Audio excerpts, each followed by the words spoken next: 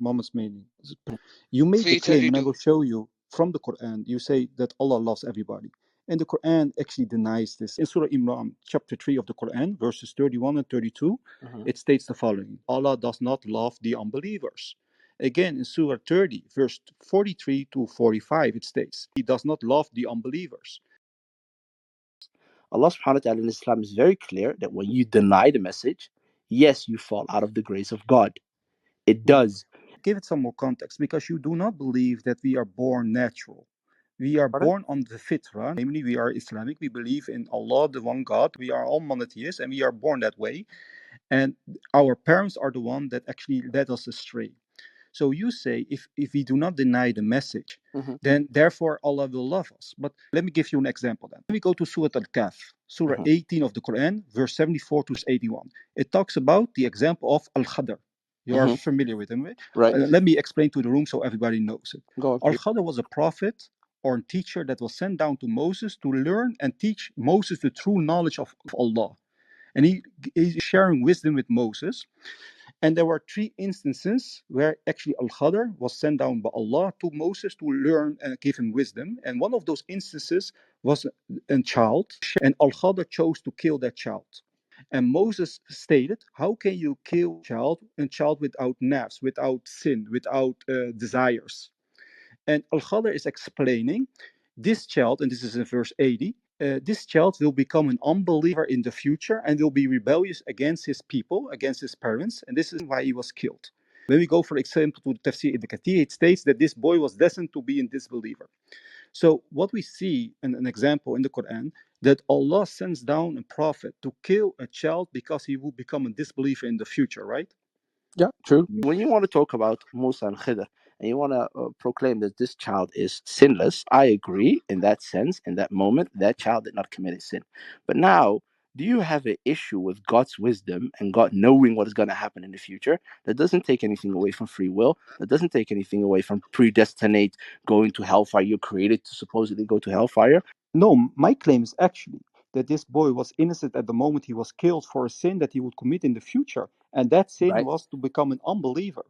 Right. And what is the asal when a child dies? The asal is, if a child dies before being in his puberty, the asal is he doesn't have any bad deeds. Therefore, he has nothing to respond for in Yawm al-Qiyamah. Actually, it depends what the household of that particular child is. You know, there is no consensus on the scholars. When a child dies, it depends who his parents are. According to scholars, there are three categories if a child dies. If a child dies of pagan parents, would they go to paradise? Of course not. Or the child. The child, yes. I don't mind being scholastic about it. I would like to research your... I will give you the sources. Please. Is Ibn Kathir a good scholar? He is a great alim in the Shafi'i Okay, madhab. what does Great he say according? What is his tafsir on Surah Al-Kahf verse 80 concerning this child? Please go ahead. Was he created for hell? Allahu musta'an. I have not read that he was created for hell. Okay. Did you read the tafsir? Ibn Kathir, yes, multiple times. Yeah, But do you think I also on this memorized Ibn verse. Kathir by heart? Was he destined to be a disbeliever? The child. Yes. Yes. Allah created him in this fashion, right? Yes, but he didn't create him for hellfire. So Allah created this child to become a disbeliever. He had no choice in the matter. He was destined, Ibn Kathir say he was destined to become a disbeliever in the future. And so Allah created him in this fashion. Then Allah sends down a prophet or sends down a messenger to kill him for something he was destined to become. Right? If Ibn Kathir wrote it that way, or if it was translated that way, that is an incorrect statement. Someone is not created for hellfire. Ibn Kathir states that he was destined to become a disbeliever.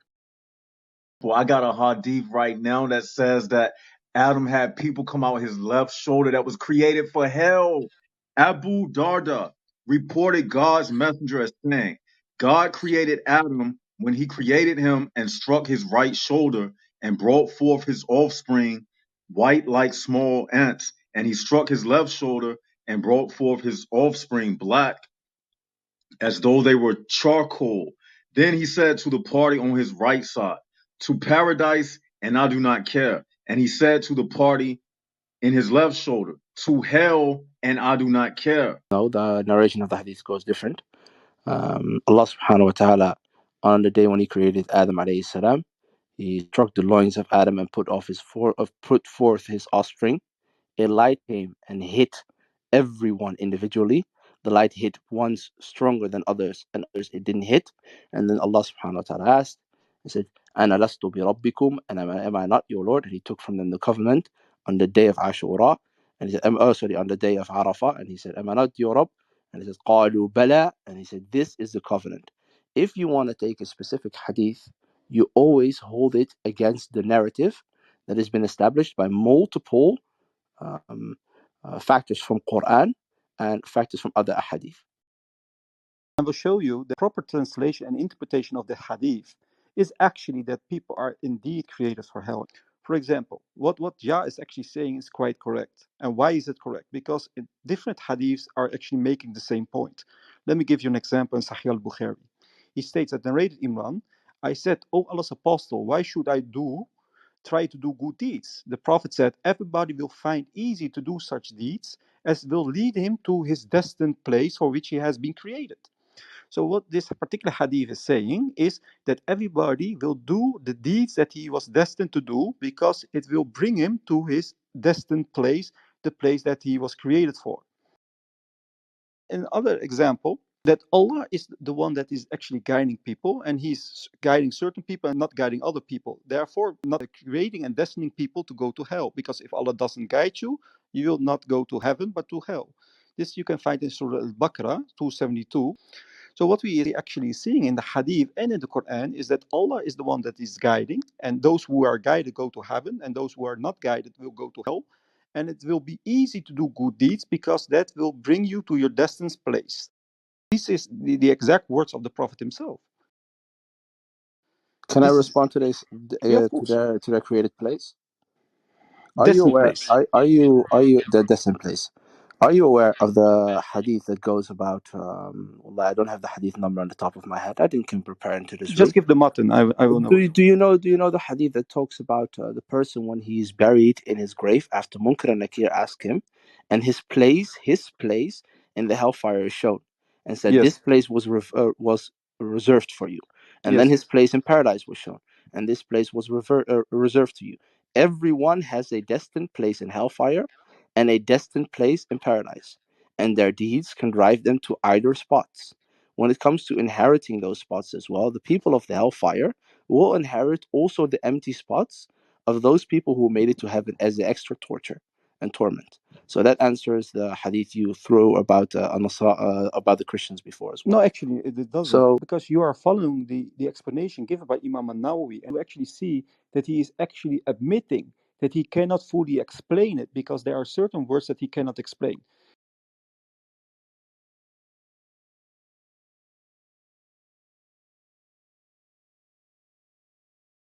Muhammad made the claim, so now I answer the question concerning the Christian hadith, that Christians will go instead of the Muslims to hell.